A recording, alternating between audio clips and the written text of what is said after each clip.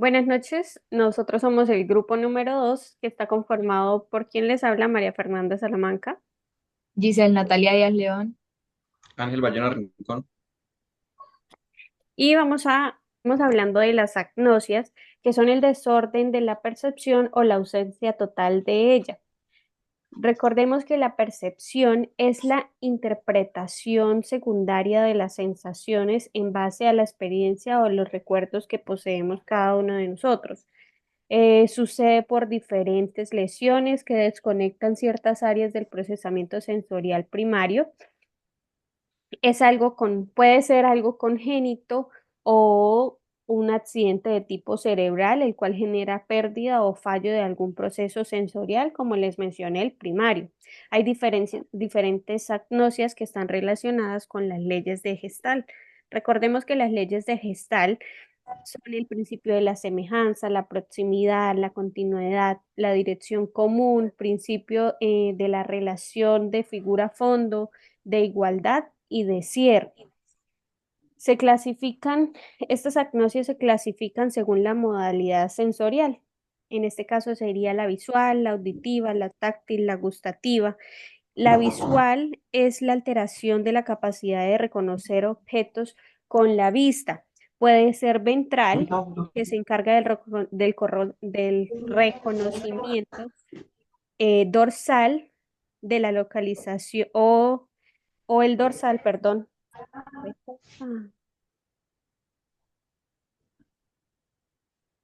otra vez.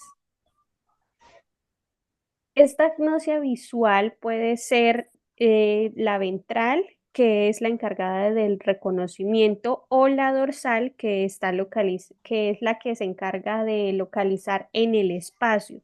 Todo depende de donde se encuentre la lesión. Esta agnosia puede ser de objetos, acronotagnosia, prosomagnosia, simultagnosia o alexia pura. Tenemos también la agnosia auditiva, que produce alteración en la percepción y el reconocimiento acústico. Está la verbal, la no verbal, la parasonidos y la amusia. Un ejemplo en la amusia o lo que significa la amusia es el reconocimiento o procesamiento de la música. La escucha, mas no puede reconocer qué tipo de música es. Las agnosias auditivas, la lesión sucede en la región temporal posterior. La agnosia táctil es la incapacidad para reconocer objetos al tacto. Esta lesión sucede en la corteza parietal inferior. Un ejemplo de agnosia táctil es la asteroagnosia, agnosia primaria y agnosia secundaria táctil. Las gustativas, la agnosia gustativa es la imposibilidad de reconocer una sensación gustativa. Se reconocen sabores, no se reconocen los sabores, perdón, aunque se puedan degustar. Un ejemplo, está tomando un limón, se sabe que se está tomando un limón, pero no se va a sentir la acidez del limón. Esta lesión sucede en el lóbulo temporal. Las agnosias o las olfativas, las del olor, no se pueden identificar olores aunque se puedan experimentar. Hay olores fuertes y olores suaves. Se sabe que está pasando un olor, pero no se sabe específicamente qué olor es del que se está hablando. Esta lesión es en la parte frontal del lóbulo temporal. Ahora vamos a hablar de las patologías de la atención. Estas patologías se clasifican según las funciones cognitivas afectadas, dependiendo de si implican un aumento o disminución de la ausencia de los recursos atencionales. Una de las patologías de la atención es la aprosepsia, que esto es la total anulidad de la atención. No se tiene nada de atención cuando se habla de aprosepsia. Esta prosepsia se descubrió por un experimento que se realizó con personas que tenían problemas nasales y al tener alergias y problemas nasales no podían dormir y la causa del no poder dormir era la falta total de atención. Por este experimento se pudo deducir que existía la prosepsia, que era la falta total de atención. La pseudosepsia eh, es un déficit aparente de atención que se produce al estar concentrada y focalizada en otro pensamiento. Esto quiere decir que aunque las personas parezcan estar prestando atención, no tienen total atención. Están pensando en otra cosa, en lo que van a hacer más tarde, en lo que van a hacer mañana o lo que hicieron días antes o momentos antes del lugar en donde se encontraban. La distrabilidad es una dificultad cognitiva que se caracteriza por la dificultad de concentrarse y mantener la atención en una tarea específica. Un ejemplo es un niño que se encuentra realizando la tarea, pero en el mismo momento está mirando la televisión y está escuchando lo que dice el compañero. Entonces, a eso se refiere la distrabilidad, que no se puede concentrar en una sola cosa o no tiene mucha atención. El tiempo de atención es muy corto en una sola tarea.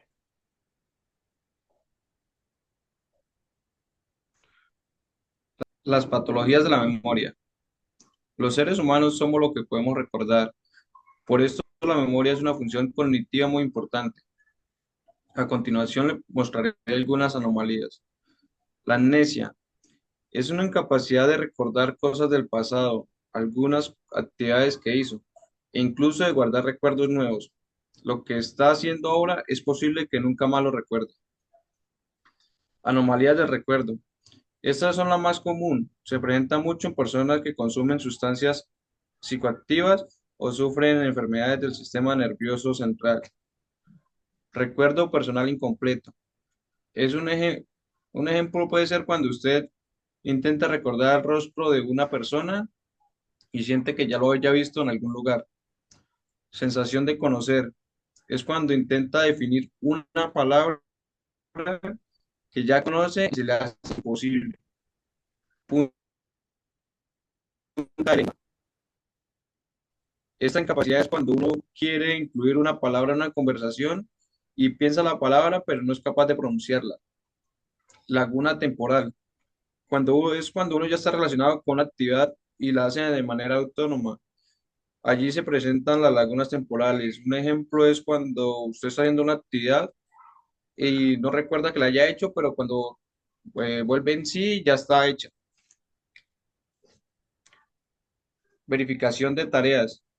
Es cuando el recuerdo que tiene no sabe si es de la tarea que realizó o es de una tarea que ya había realizado días antes.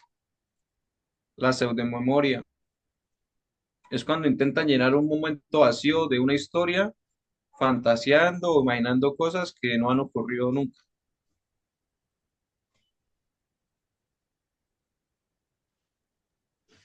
Las anomalías del reconocimiento son ciertos errores que procesan recuerdos del presente, pero se pueden enfrentar a reconocimientos tanto positivos como negativos. Entre esos están los falsos reconocimientos positivos, que son algo que se recuerda, pero en realidad es la primera vez que se está viviendo ese hecho. El déjà vu es todos en algún momento lo hemos vivido. Tiende a recordar y pensar, ya viví esto, en algún momento estuve en esta situación, o pensar, ya pasé por esto. El jamais vu es una experiencia que es lo opuesto al déjà vu. Se trata de casos ya vividos, pero que no se recuerda la situación. Un ejemplo de eso podemos decir una persona que va a piscina, ya ha ido anteriormente, pero cada vez que va siente que es una experiencia nueva que está viviendo en el día a día. La criptomnesia son se trata de adaptar ideas como propias, lo que lo hace creer que acceso a su familiaridad. Un ejemplo es una persona, por ejemplo, un amigo mío pensó algo, dijo algo, y yo lo tomo como si fuera, si hubiese sido yo la persona que lo hubiese dicho. El caso médico. Vamos a presentar el caso médico que hicimos refiriendo a un paciente con déficit de atención. El paciente se llama Ángel Fernando Bayona Salamanca, tiene una edad de 8 años, es de nacionalidad colombiana, su ocupación y estudios es un estudiante apenas de segundo grado, conforma un grupo monoparental en el cual está construida por su madre y dos hermanos. La fuente de la derivación fue remitido por su colegio. El contexto que se tuvo por la consulta es que se presentó en un ámbito privado por el paciente. Presentó déficit de atención con demencia frontotemporal y se van a realizar 9 sesiones de durabilidad de 2 horas por día. El tipo de consulta se ordenó una interconsulta con neurología por la déficit de atención que está teniendo y fue remitido por sus problemas de atención. La historia del paciente. Se presentó un paciente que fue remitido por el colegio porque presentó ciertos trastornos de atención, ya que la mayor de las veces se le olvidaba qué era lo que estaba aprendiendo. Era una distracción total que tenía a la hora de estar en clase. Eh, Cada vez presentó más comportamientos compulsivos, un poco inadecuados a la forma de vida y trata de repetir esos actos más de 2 o 3 veces. El momento actual del paciente se encuentra en un ambiente vital con un deterioro en el lóbulo frontal y un TEA del lóbulo temporal, alterando el lóbulo temporal. Se obtienen casos de agresividad y ataques de ira, aparte por su falta de atención y aprendizaje. El paciente está teniendo en estos momentos episodios de pánico.